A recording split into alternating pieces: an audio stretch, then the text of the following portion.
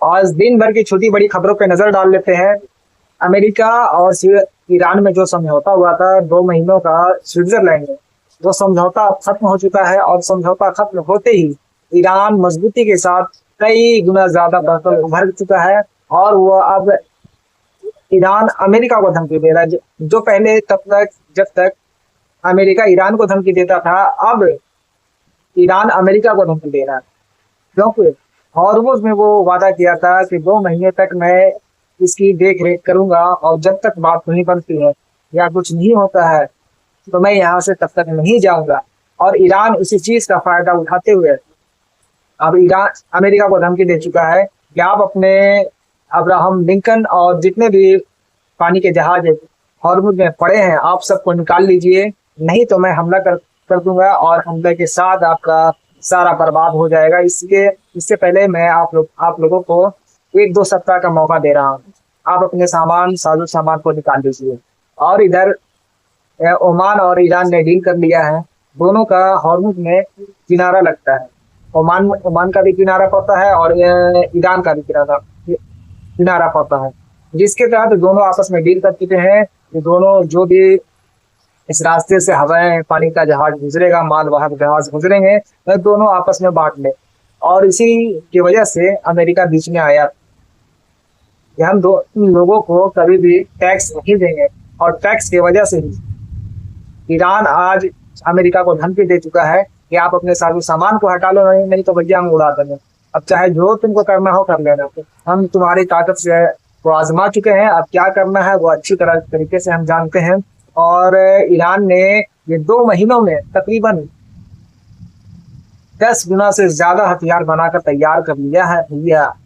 और अब अमेरिका और इजराइल की खैर नहीं है, इसी वजह से दोनों देश डरे हुए हैं। और चलिए आगे बात करते हैं। मक्का समझौता आप लोगों को मैं बता चुका हूँ कि मक्का समझौता 3 देशों के बीच में हुआ है, सऊदी अरब, तुर्की और पाकिस्तान के बीच। आप जिस तरह से देख रहे हैं कि हुती ये सब समझौता होने के बाद, मक्का समझौता होने के बाद हुती ने कई बार सऊदी अरब पे हमला किया, पर तुर्की और पाकिस्तान का इतना ताकत नहीं है कि वो हुती पे हमला कर दें, क्योंकि इधर से ईरान खड़ा है। अगर उन लोग बीच में टांग अड़ाता है तुर्की और पाकिस्तान, तो वैसे ही ईरान इन लोगों को सबक सिखाएगा, जिसके वजह से इन लोगों में इतनी ताकत नहीं है, औकात नहीं है। तुर्की भी फेंकता है ज्यादा, पाकिस्तान भी फेंकता है ज्यादा, इन लोगों में दम नहीं है। और जिसका फायदा ईरान अच्छे से उठा रहा है और इन लोगों को पूरे दुनिया में हड़का कर रखे हुआ है कि जो कुछ भी होगा वो तुम लोगों की मर्जी से नहीं होगा, हमारा देश है, हमारी मर्जी चलेगी, चाहे हम लोगों को दबाया जाए। उम्मत मुस्लिमा को अगर कोई भी दबाने की कोशिश करेगा हम उसको कुचल कर रख देंगे। जिस तरह से गाजा में फिलिस्तीन में कत्लेआम हुआ है, उस तरह से उसका आवाज उठाने वाला सिर्फ ईरान ही है। और गाजा के लिए सिर्फ ईरान ही हमला किया था और बाकी तुर्की और पाकिस्तान ऐसे दुम दबा कर बैठे हुए थे, ऐसी चाटुकारिता कर रहे थे, ऐसे वो इजराइल के साथ लेन देन कर रहे थे, साजो सामान बेच रहे थे, साजो अपने हथियार बेच रहे थे गाजा में हमला करने के लिए। इन लोगों का साथ हम तो पहले जानते थे कि तुर्की बहुत ही शरीफ देश है, वो मुसलमानों के मसीहा है, अर्दोगान साहब वो कुछ करना चाहते हैं, पर ऐसा नहीं है। ये तो वो भी उसी में से निकले, यहूदियों के यहूदी बनकर वो भी उभर गए। भैया मुसलमान के नाम पे वो धब्बा दे रहे हैं और ये सरासर गलत है और ऐसा नहीं होने देना है। और हम लोगों को आवाज उठाना है, जिससे कि बड़े बड़े देश भी हम आवाज से डर जाते हैं।